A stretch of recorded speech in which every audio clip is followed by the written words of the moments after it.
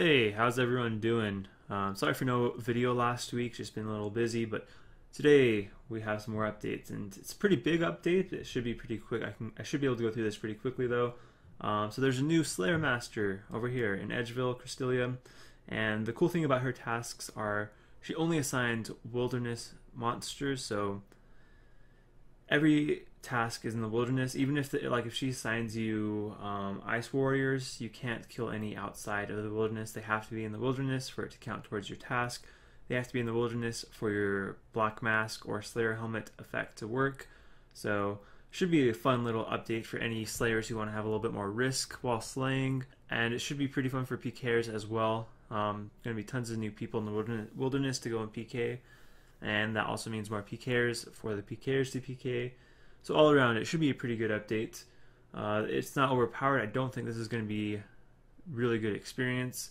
You do get a little bit extra Slayer points for doing this, so there is that little bonus if you want to do it.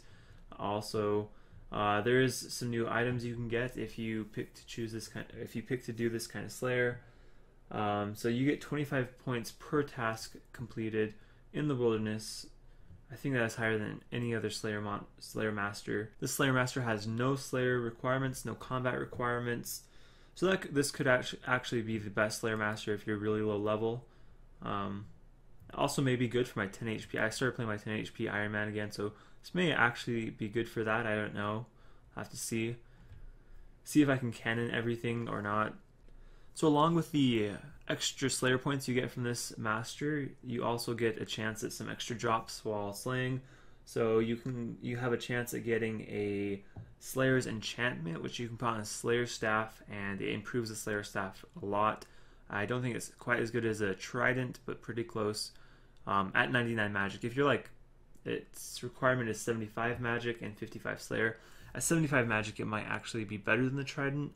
So it's actually, Slayer Staff could be really good. I think the rune cost for the Slayer Staff stays the same, so it'd be actually really cheap as well. So that if you're running low on money, it could be really good for you. Should be pretty powerful for a really low cost. Okay, so you can use it outside of Slayer assignments, but it only does increased damage on Slayer assignments. And the drop that you get is called a Slayer's Enchantment. You can trade that, but when you put that onto a Slayer Staff, it makes the Slayer Staff into an Enchanted Slayer Staff. You can't trade Enchanted Slayer Staffs.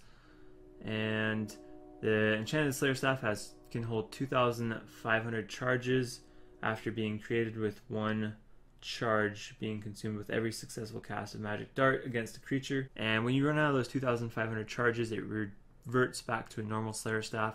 And then you're going to have to use another Slayer Enchantment on it, I think, to charge it back up. Along with that Slayer Enchantment, you also have a chance of getting Mysterious Emblems while slaying. I guess this part is kind of bad, I think. The Mysterious Emblems were nice from PKing. They're worth quite a bit, but this is probably going to drop their price a little bit, but we'll see. It doesn't say how common they are, but you can get them off any monsters, low level and high level, off bears, off scorpions. You can now get Mysterious Emblems if you're on that task. That's pretty much it for this Slayer Master. There's a few other updates. They added some Slayer point bonuses for your 100th task, 100th consecutive Slayer task. Now you get a 25 times bonus to your Slayer points, and they added the 250th bonus and a 1000th bonus.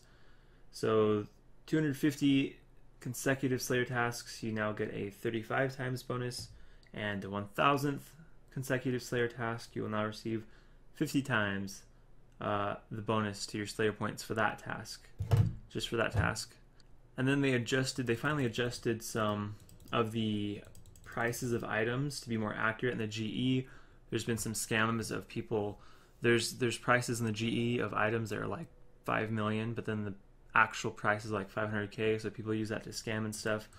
So it looks like they adjusted some of those prices to be more accurate, and the Mummy and Pyramid Plunder will no longer attack players who did not awaken it, so that's nice. The equipped icon for the Dragon Defender T has been adjusted so it does not clip the slot border, and using a Bandos Godsword special attack on Tecton now has a similar effect to the Dragon Warhammer. The Minimum defense strength is now 10, even if you hit a 0. And the sound made by skeletal magi, whatever, when a weakness spell is cast has been improved. And they fixed a couple bugs. The farmer's straw hat will no longer stay visible during the fairy ring travel. And the climbing rocks at the entrance to the agility pyramid will no longer place you somewhere you cannot move. That is pretty much it. They mentioned the RuneScape documentary. If you haven't seen that, you can go watch that on their YouTube, I think. Yep. Should be up on their YouTube channel. So that's pretty much it for all the updates.